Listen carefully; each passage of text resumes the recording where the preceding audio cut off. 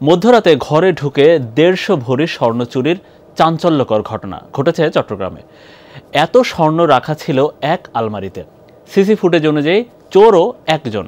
আর খবর পেয়ে পুলিশ ঘটনাস্থলে গিয়ে আলামত সংগ্রহ এবং কয়েকজনকে জিজ্ঞাসাবাদ করলেও ধরা পড়েনি আসল অভিযুক্ত। সিলন ফ্যামিলি ব্লেন্ডের কড়ালিকার আর সতেজ স্বাদের পারফেক্ট ব্লেন্ডে স্বপ্নেরা মেলুক টানা।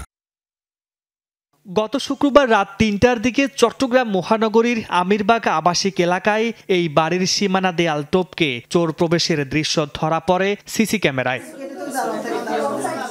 ওই চোর ওয়াল আলমারি ভেঙে প্রায় 150 ভরি স্বর্ণ ও কিছু মার্কিন ডলার নিয়ে গেছে বলে দাবি গৃহকর্তার। যে আমি অন্য রুমে থাকার কারণে ওরা ওই আমার যে বেডরুমটা সেই বেডরুমে আমি গতকালকে ছিলাম না, আমি আমার পাশে একটা বেডরুমে ছিলাম, কিন্তু ওরা আমার বেডরুমটাকে টার্গেট করে ওখান থেকে সব কিছু কমপ্লিট করে নিয়ে গেছে।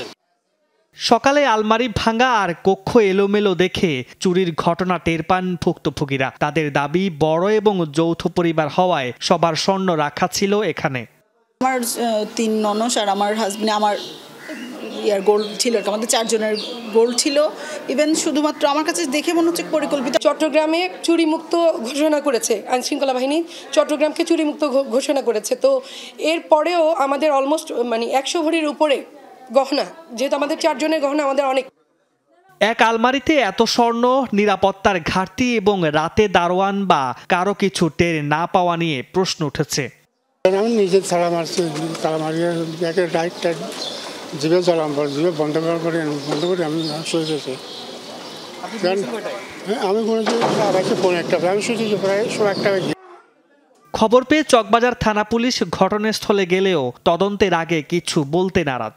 এর আগে গত বছরের সেপ্টেম্বরে পাশেই সুগন্ধা আবাসিক এলাকার একটি বাড়ি থেকে 50 ভরি স্বর্ণ, মার্কিন ডলার চুরির ঘটনায়ও এখন পর্যন্ত কাউকে গ্রেফতার করতে পারেনি পুলিশ। মামুনুর রশিদ তৌফি, যমুনা নিউজ, চট্টগ্রাম।